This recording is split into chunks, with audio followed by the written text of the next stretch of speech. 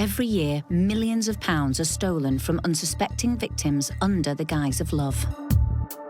The type of crime we're investigating is a confidence trick. Call it what you will. Romance scam, blackmail, gold digger, whatever the name, it doesn't begin to describe the horrific impact these crimes can have on the people who have been targeted. As well as being life-changing, these crimes are very much on the rise, with victims losing an average of more than £11,000. Well, we are here to stop the scammers in their tracks. And as we get to the bottom of how they were able to pull off some of the most audacious cons, we'll have everything you need to know to make sure you and your money stay safe.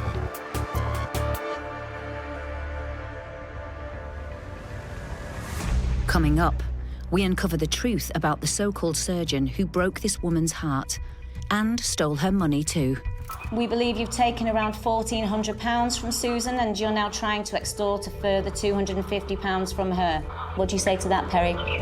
how a business contact ended up conning this woman out of thousands. At that time, he knew he got me, and he felt that I would do anything for him. And how this man battled back after what seemed like his dream woman took away his cash and his confidence. My heart had just dropped out of my body. I just felt like getting in my car, driving to the end of the road and ending my life. So we've been contacted by a lady called Susan. She suspects she's being scammed by a man called Perry Powell. Let's take a look. My daughter always said that I should meet somebody else.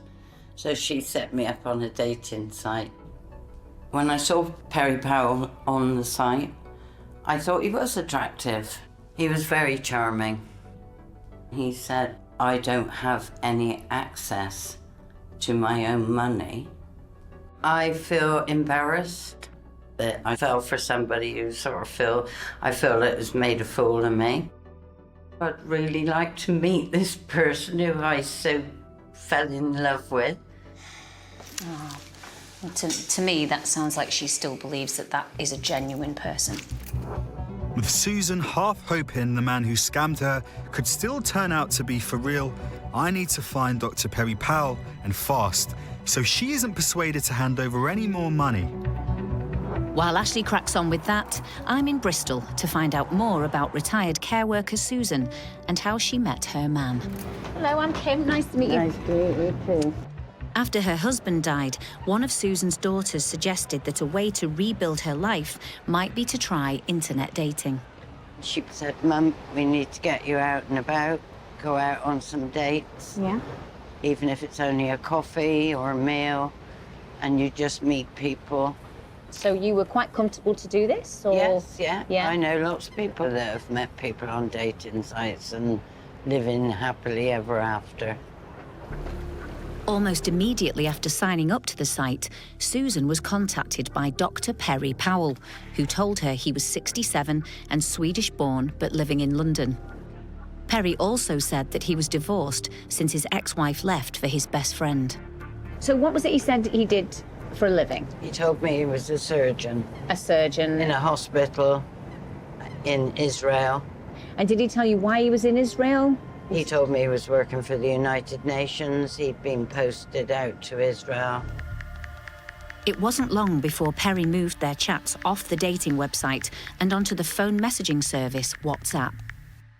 And so the kind of conversations you were having were quite normal conversation for a man and a woman to be having at the start of what is potentially a relationship. That's right. He sounded exactly as he portrayed himself, actually. Yeah. He sounded a real gentleman. Over the next couple of months, they became very close, texting sometimes 20 to 30 times a day. Always said good night, always said good morning. I know it sounds awful, but I'd sort of fallen in love with somebody I hadn't even met. Just sounded so perfect. Yeah.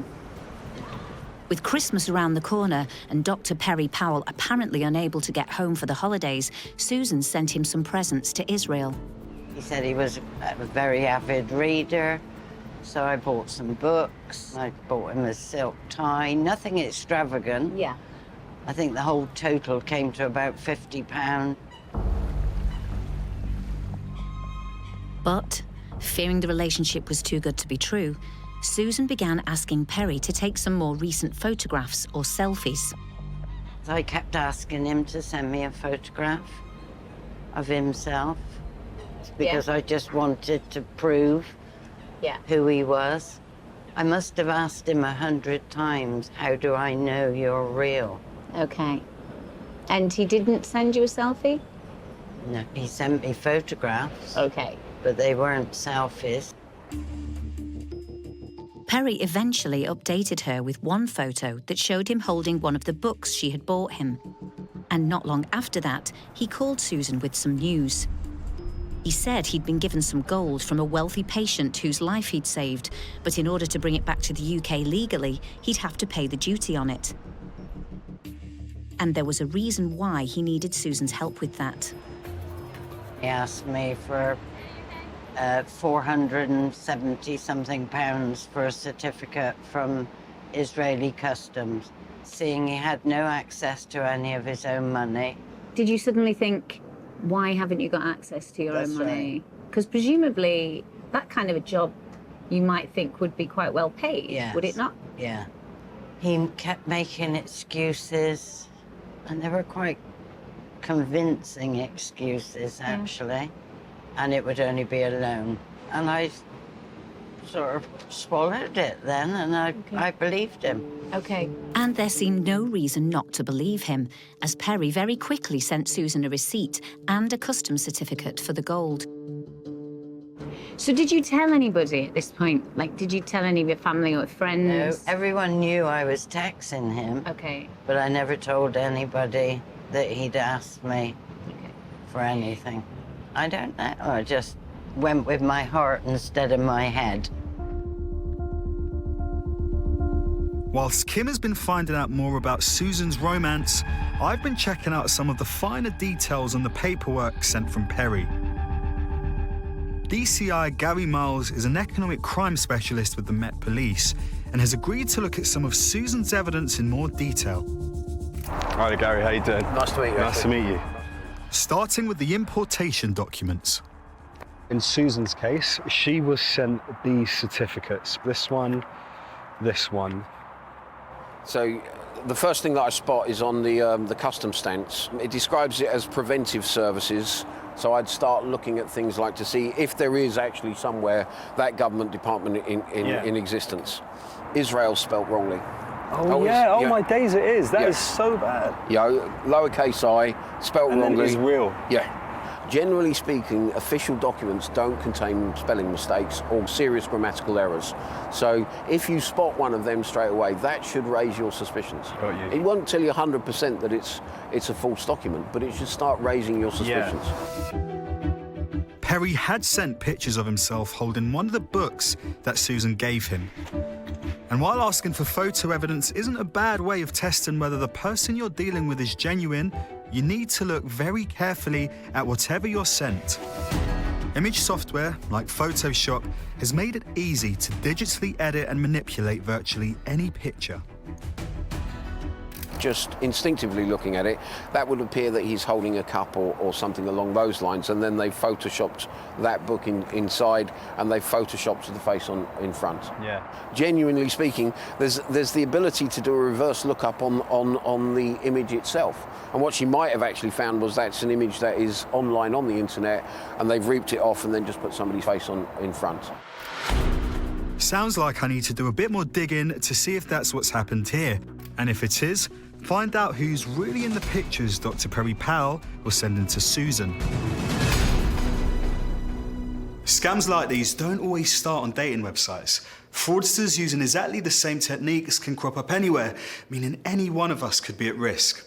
In our next case, Olivia Willie wasn't looking for love at all. She was after professional contacts to help with her business. But things turned out very differently. Originally from the Philippines, mental health professional Olivia Willie joined business networking site LinkedIn to make some valuable connections for work. So there seemed no reason to be suspicious when she was contacted out of the blue by a man called Gary Ralston. It says on his profile he was a petroleum engineer. He looked to me like he was from the Philippines. I was planning to start my own business, and I thought it's good to have lots of connections. According to Gary's profile, he was a Malaysian-American oil rig engineer based out of Doha, Qatar, working for the petrol giant ExxonMobil. He was very polite when he came to me. He added me, he messaged me, and he was very, very kind and polite. Gary's next move was straight out of the scammer's handbook. He suggested they ditch LinkedIn and swap phone numbers so they could continue their chats on WhatsApp.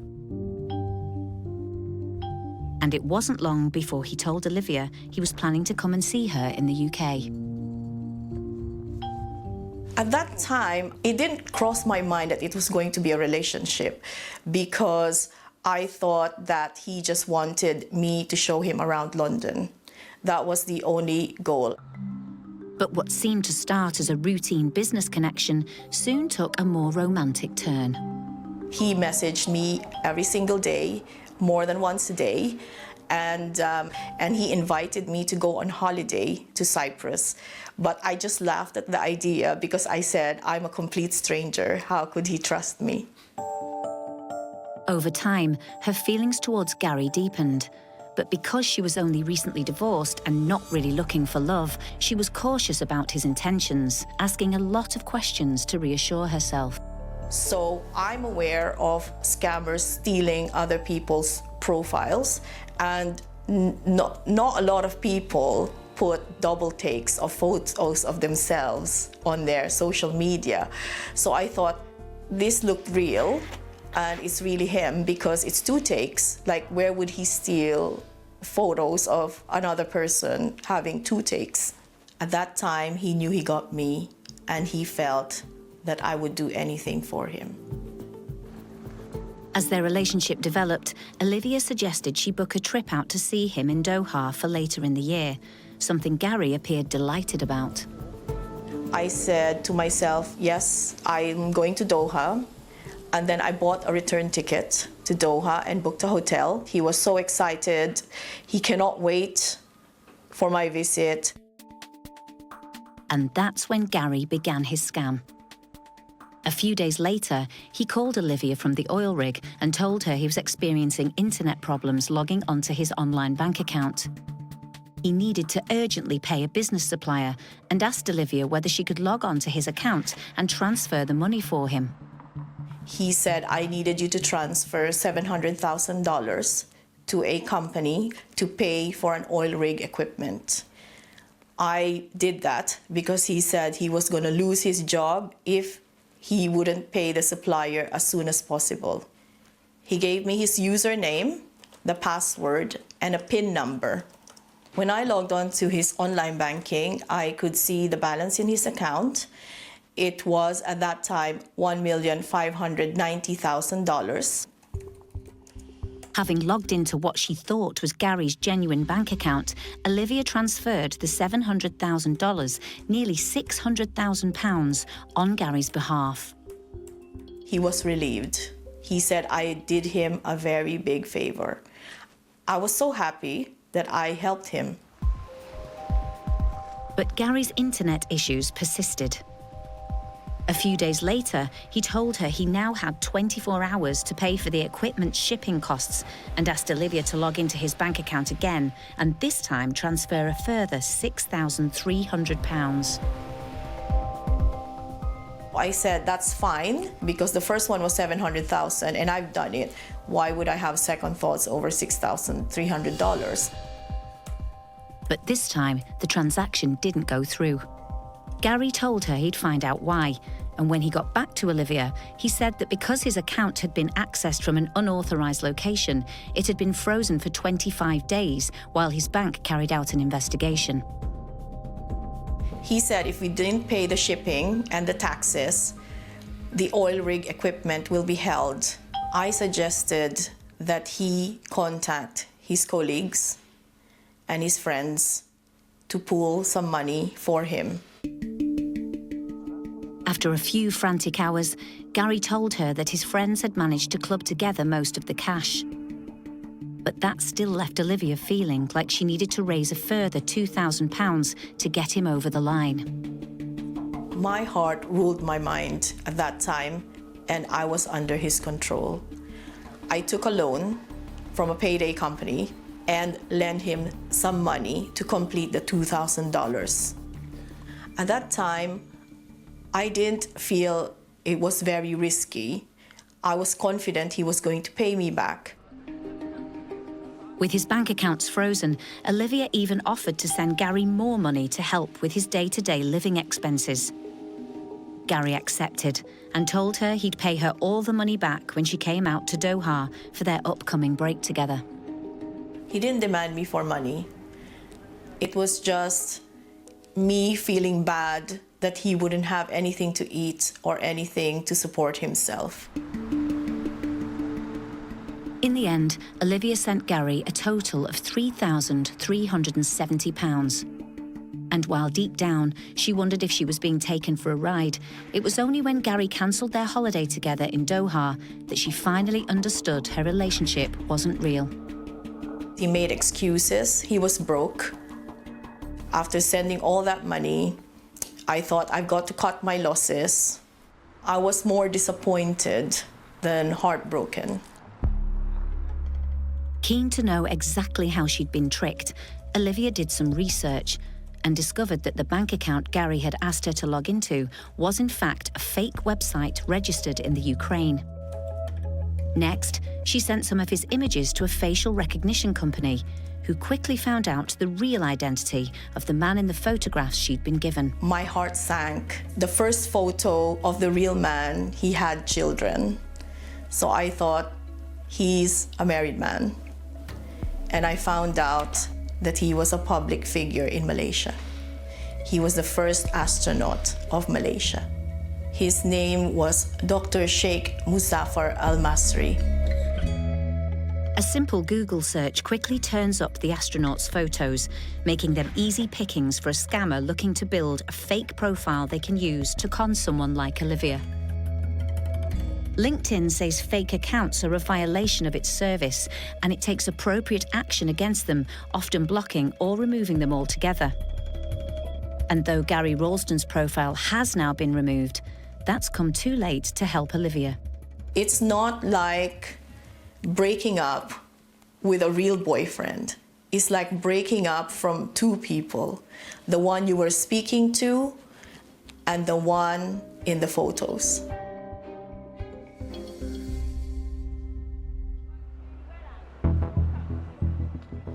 Susan Tickner thought she had found her soulmate when she connected with Dr. Perry Powell through a dating website. But it was money, not marriage, on his mind when he asked Susan to pay for a certificate to get some gold through customs.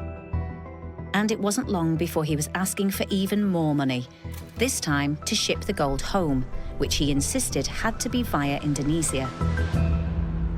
He said it was just routine, and he sent me an email saying it was 800 and something to have it shipped. In the meantime, he was panicking. He was texting me, "Are you going to send me this money?" Then I got more suspicious, and I changed my mind, and I said no. Perhaps sensing he'd been rumbled, Perry changed tack.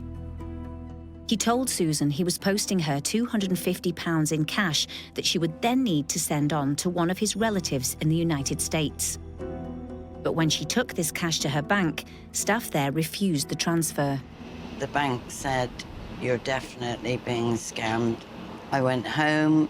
I started trying to find out whether there was any truth in it. Every time I asked him a question, he always avoided it by saying how much he cared about me and how he would definitely be there for me, and I kept calling him a scammer. What did he say to that? How could I not believe him after all we'd said to each other? When Susan's family got wind of what was going on, they insisted she report the whole business to the police and Action Fraud.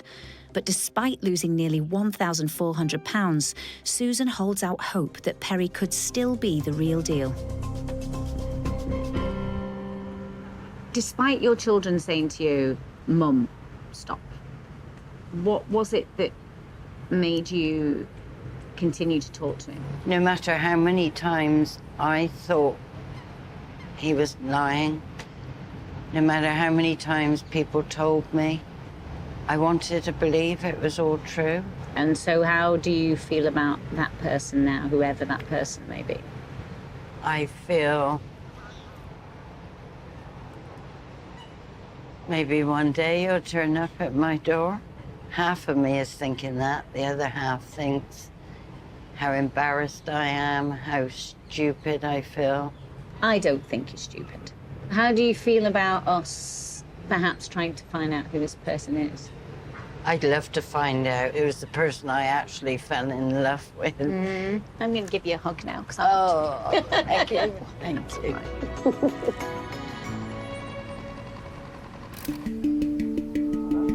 Hoping to get answers for Susan, I'm running a check on some of the photos Perry sent her. We're going to crop them, reverse image search them, and see where they lead us.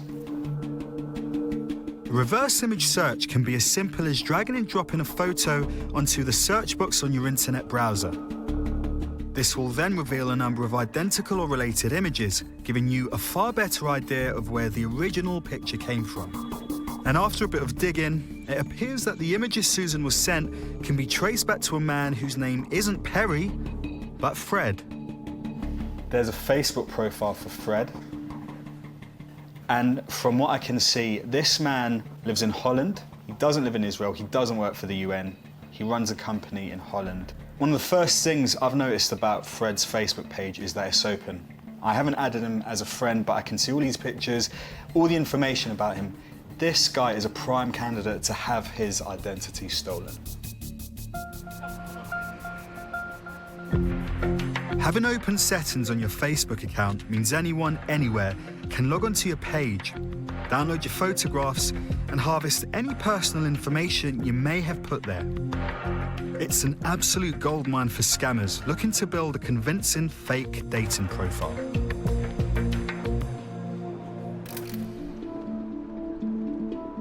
It seems clear that Susan's scammer was using another man's Facebook profile pictures to con her out of almost £1,400. But with it being so easy to create a fake person from real images, I've come to meet tech expert Dan Sodergren. Dan, how you doing? Good, man. To learn more about staying safe online. What are the risks attached with open Facebook settings? One of the biggest things that people might not realise is by being wonderfully generous with their settings and opening to everyone, they're actually opening themselves to abuse. It's a little bit like a digital Green Cross code. You've got to really think, what would you do to make sure you're the safest possible? Roads are obviously great, but they also are quite dangerous. Same principle here with Facebook. The more information a con artist has on you, the more elaborate the con can be. It's not foolproof, but changing your privacy settings so only friends and family can access your Facebook pictures and information will make it less likely that your photos could fall into the wrong hands. Of course, once those images are out there, there isn't much you can do. And if you're one of the many people, like Susan, using a dating website, it can be very tricky to know for sure that the picture you're looking at really is of the person they say they are. How much of an issue is it having these fake profiles on these dating sites? Well, I mean, not just only on dating sites, this is a thing for all social media platforms. Because it's so easy to set up a profile that the barrier to entry is so low, and you can actually do it now with machines, so the machines can actually start thousands of fake profiles. All you need is an email address and a picture they could get off the internet. So fake accounts are rife on the whole of the internet. On dating sites, they are almost a fundamental. What do you mean by that?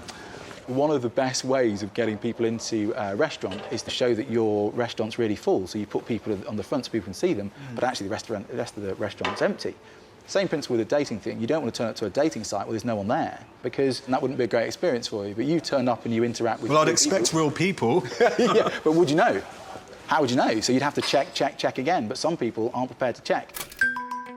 The Online Dating Association, that represents the big players, insists that fake profiles are largely a thing of the past. However, it's been estimated that up to 20% of all profiles online could still be fake. And that can have a huge cost for anyone who, like Susan, is scammed as a result. It's often impossible to recover the money they've lost. But forensic fraud investigator Richard Emery believes the bank should be doing more to help victims get their money back. Richard, hello. How you doing? Hello, Ash. Very Nice pleased to meet you. The banking industry categorises romance scams under the umbrella of what it calls authorised payment fraud. So what we mean by an authorised payment fraud is that the victim of the fraud authorises the payment from their bank account. They believe that they are making a genuine payment, but ultimately the payment goes to a fraudster. If we just want to put some numbers on it, for romance scam last year, on average, a victim would make 5.4 payments to the fraudster. So the average value of the transaction a romance scam victim pays to the fraudster is less than £2,000. Okay. So once the payee has been created, multiple payments to the same payee are quite difficult to detect. Richard thinks a big factor here is that when we set up a new payment, banks only check the account number and sort code, not the name of the person the money is going to. So in a romance scam, if the fraudster says, my name is Sergeant John Smith, and you create an account in the name of Sergeant John Smith, sort code and account number, but actually he is somebody completely different. Because the bank doesn't allow you to validate the payee name, you end up paying money to an account which is entirely unintended. So why do you think the bank doesn't do that? Well, that's actually a very, very big question. Because, in my opinion, the banks should have been doing it since they became aware, 6 years ago, they became aware of the risk.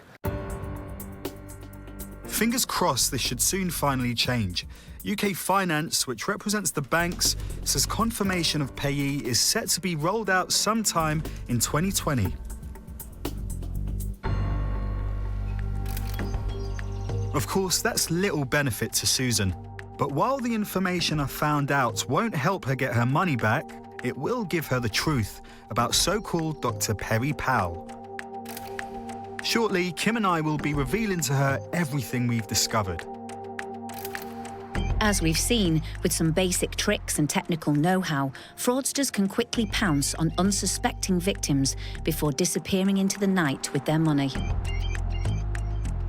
So often in romance scams like these, the victim never actually meets the person they've fallen in love with. But Dave Hazel was different. He met someone in person, not just online. He could never have imagined, though, that he would find himself exploited at the hands of an unscrupulous scammer.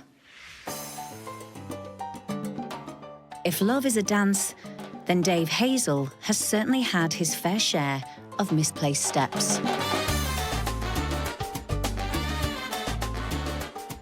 Ballroom dancing I've been doing for about 7-8 years and I love it.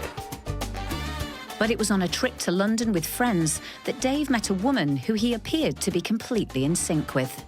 We arranged to meet up the next day for a coffee and we had a good time, and then I had to leave, so I said, good, you know, it's been nice meeting you and hopefully we'll keep in touch. But the woman he'd met, Linda Smith, was a Canadian tourist who soon returned home, and the two quickly lost contact. Back in Norfolk and eager to find a partner, Dave decided to sign up to a popular dating website. So I went on to the online dating because some friends, they'd met partners off of them, and they said, why don't I try it? And to his delight, Dave came across a profile that looked like it belonged to the Linda he'd met in London. I saw a picture and I saw her name, Linda Smith, and I thought, that is a coincidence. It's, you know, I'll want to see if it is the right one. The woman replied, saying she was the same Linda Smith from Canada that Dave had been so taken with. I was really excited and happy, and I thought, yes, she's single and I'm single. hopefully we can try and rebuild what we had in that weekend. Over the next 6 weeks, the two constantly messaged each other, and it wasn't long before Linda was suggesting she move to Norfolk and live with him. I was really, really, really happy. I was out of this world. No one else existed. That's how I thought of her. And she was saying the same. But a few weeks after they first got back in contact, Linda sent Dave an email asking for £100 to help pay a medical bill for a member of her family. She had family problems. That's why she asked me if I could help her out. I said, yes, OK. But one part of Linda's story didn't seem to add up. The bank account she asked for the £100 to be sent to wasn't in Canada as he expected, but Ghana. I emailed her back and said, well, you're in Canada, aren't you? And she replied to that email and said, no, I'm with family in Ghana, but I'm going to be going back to Canada once I've got things sorted out with the family. So I sent her £100. And she emailed me back and said, thank you very much. But over the next few months, the requests for money to help pay her family's medical bills in Ghana kept coming. With little cash to spare, Dave maxed out his credit cards and even took out a £5,000 loan. Linda promised to repay the money once she came to Norfolk to live with him and asked for Dave to cover the cost of her flights to the UK. All I was concerned with was getting Linda over to me and settling down, having a happy family life. I kept on sending her money. I was really struggling to survive. But at the end of the day, it'd be worth it when she finally got here. By now, Dave was £8,000 out of pocket, but could at least look forward to Linda's imminent arrival. Having booked the week off work to spend it with her, the night before she was due to arrive, he received a troubling call. Linda said she'd been detained by immigration in Ghana for not having the right paperwork. I was virtually in tears because she was crying and we were miles away, miles apart, and I couldn't do anything to comfort her. Linda told him she needed £3,000 to pay off the officials and fly to the UK, but she only had £500 of her own money. So I rallied round and got another loan to pay for it. I sent her £2,500. By now, Dave had shelled out nearly £15,000, but the following day, Linda still hadn't been released. She told Dave that he'd now need to hire a solicitor in Ghana, which would cost a further £1,500. Dave refused, prompting a man who said he was Linda's dad to call, pleading for him to send the money. He was begging me, and he said that, you know, she really loved me and she really wanted to be with me. So if you're the same, if your feelings are the same, you'd want to help her out as much as you could. Dave felt he had no choice but to help, selling off some of his possessions to raise the £1,500. But he couldn't escape the nagging feeling he was being scammed, something that was soon confirmed when he went to transfer the money at his local bank. When I was in the queue at the bank, the lady saw me up really upset and she said, "What's the problem?" I said, "I've been silly, I think. I've lost a lot of money." So she had a look, and on the immigration paperwork, she noticed one small little misprint. And her advice to me was, go down to the police station and report it as fraud.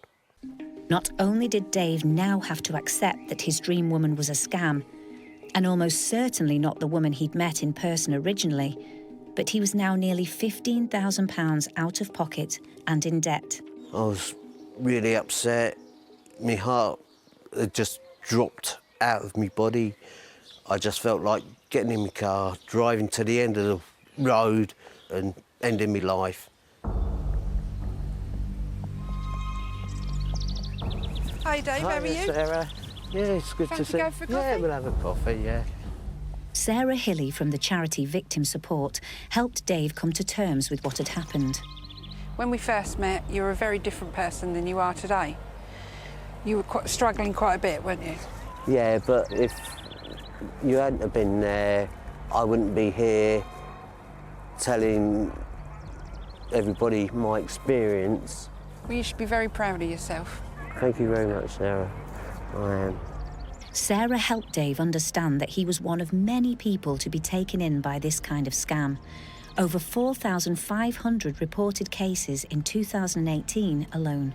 Dave's story and the way that the crime has affected him is quite a common one. Lots of people feel that they're the only person that's been through something like this. They feel embarrassed. They don't want to talk to people about it because they think that people are going to think they're foolish. But as the time's gone on, his confidence has improved, he's getting out and about, he's living his life, and he's looking forward to the future. Thanks to the support he's received from Sarah, Dave is now back on his feet and strutting his stuff. And while his experience has put him off online dating for good, he's still hopeful that in the future he'll find the right partner to tango with. I've been through the really bad times and now I'm looking to enjoy myself. I'm looking to get settled down with somebody.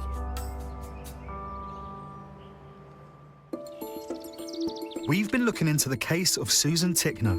Before we began our investigation, she was hopeful Dr. Perry Powell was genuine. Wow. But the case against him is comprehensive, and now it's time to see how Susan will react to everything we've discovered. First of all, I've got a couple of these documents with an Israeli customs stamp.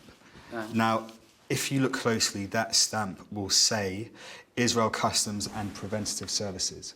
Right. Now, the Israeli Customs Department isn't called that. It's called Israel Customs Administration. Okay, I wouldn't know that. No. Because he's used that name, we know that this is a fake document. Okay.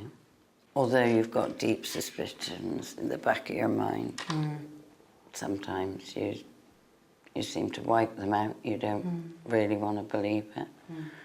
Should I move on? Yes, please. Do you remember this picture? Yes, I do. I sent him 2 of my books in a package for his birthday. And I asked him for proof. I needed proof because he was still asking me for more money. And I said, before I send any more money, I need proof. Yeah. So I need a picture of you standing somewhere holding one of my books. Yeah. And he sent me this. Well, the head has been photoshopped. Yeah. And the book's been photoshopped on. Right. I feel quite sad about it all. I feel stupid. I feel like I've really made an idiot of myself. You're not stupid. This is someone who is extremely cunning. They've gone to extreme lengths that would lead most people the wrong way. We've found out that he has been relying on images from a man called Fred, who lives in Holland. He is married with children. So are these innocent people? They don't know their identity is being used? No. Which is awful, isn't it, really? So how do you feel about what you found out? I just feel relieved, actually. I feel I'm quite a strong person.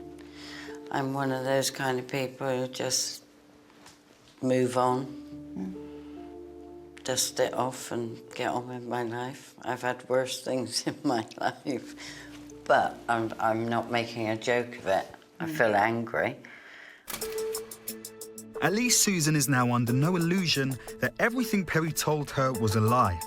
All that's left to do now is for Kim to give him a call and a piece of her mind.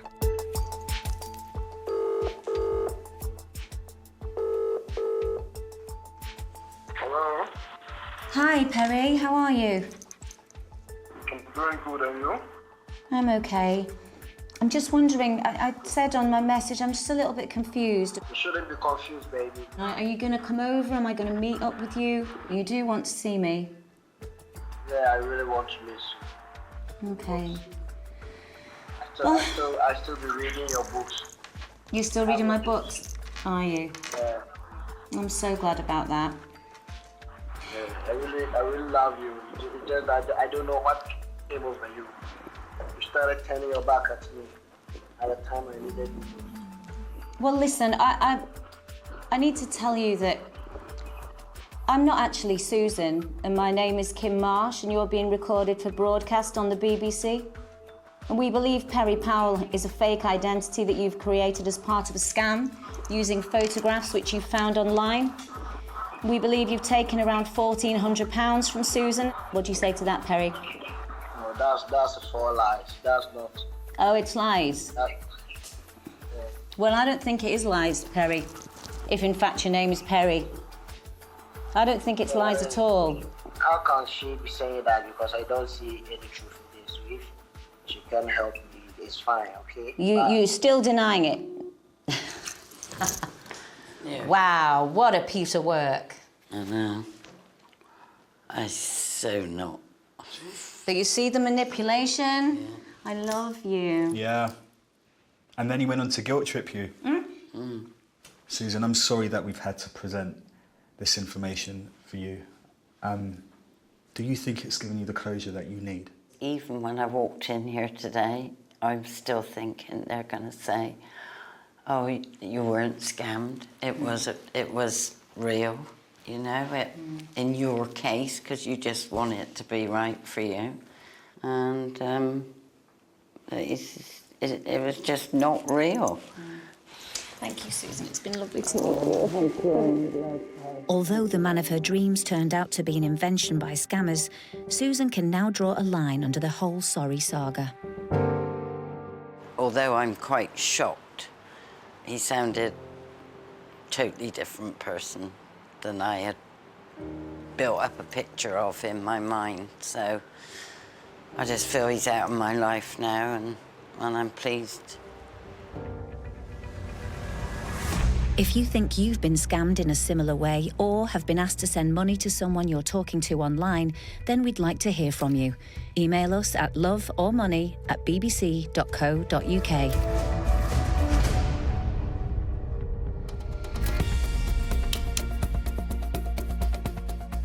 Throughout our investigation, Susan genuinely wasn't sure whether Perry existed or not. But today, she finally got her answer. He was a total fake. And while Susan won't get her money back, she is now armed with the right information to make sure this doesn't happen to her again. Yep, and that goes for the rest of us too. Think twice before handing over money to someone you've met online, even if you believe their story checks out. Because you can never be sure whether those who are asking for it are in for love or money. Details of organisations offering information and support with fraud are available at the BBC Action Line website.